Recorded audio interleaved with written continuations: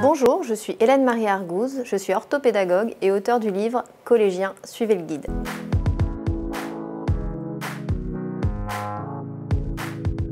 Alors non, les devoirs au collège, ce n'est pas forcément un casse-tête, ça demande une organisation bien rodée, mais une fois que celle-ci est mise en place, finalement tout roule. Pour faciliter cette organisation, vous pouvez mettre en place des rituels qui vont permettre à votre enfant de maintenir un rythme de travail et de fournir surtout un travail régulier.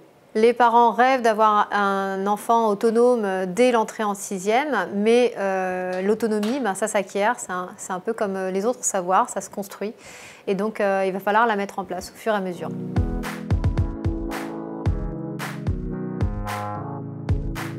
Pour accompagner au mieux votre enfant dans l'organisation de ses devoirs, je vous conseillerais de créer d'abord un climat de confiance avec lui pour que vous puissiez faire un travail d'équipe autour de ses devoirs. Donc vous les parents, il faut absolument que vous sachiez ce qu'il est en train d'étudier en classe, quels sont les contenus, ce qu'il a vu avant, ce qu'il verra après, et que vous puissiez échanger avec votre enfant sur ces sujets-là, aussi en dehors du temps de travail, en dehors du temps des devoirs.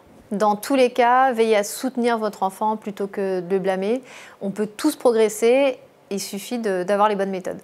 Beaucoup de parents font un focus sur les notes, donc c'est vrai que c'est important, les notes, parce que c'est une information qui nous dit où l'enfant en est dans ses acquisitions, mais valorisez plutôt l'effort en fait que le résultat, parce que c'est comme ça que vous allez pouvoir faire progresser votre enfant. Je parle souvent aux parents des enfants que j'accompagne de l'effet Pygmalion. L'effet Pygmalion, c'est quoi? Eh bien, plus vous croyez en la réussite de votre enfant, plus il a des chances d'y arriver. Au début, votre enfant aura besoin de vous pour ses devoirs. À l'entrée en 6e, c'est rare qu'on soit tout à fait autonome par rapport aux devoirs. Prévoyez une disponibilité réelle, c'est-à-dire que si vous n'êtes pas disponible avant 21 h, peut-être vous pouvez éventuellement l'appeler vers 6 h, savoir où il en est, faire une visio, je ne sais pas. Mais ayez vraiment, même si c'est un temps court, une disponibilité réelle pour lui.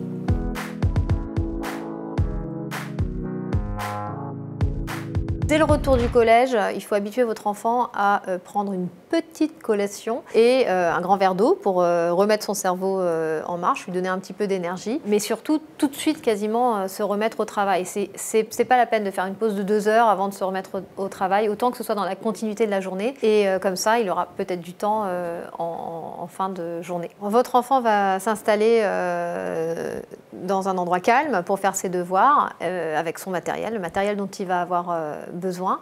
Mais avant d'ouvrir tout cahier, ce serait bien qu'il puisse se remémorer ce qu'il a fait dans la journée. Alors ça prend 2-3 minutes, pas plus, mais juste de dire, voilà, en français, on a abordé ce thème-là, en maths, c'était celui-ci, et puis en histoire. Se remémorer sa journée, ça va ancrer déjà certains savoirs dans son cerveau. Ritualiser l'utilisation de l'agenda, c'est un outil essentiel à l'organisation et il faut tout y centraliser. Apprenez à votre enfant à stabiloter ce qui a déjà été fait et à regarder ce qu'il va devoir faire dans les prochains jours.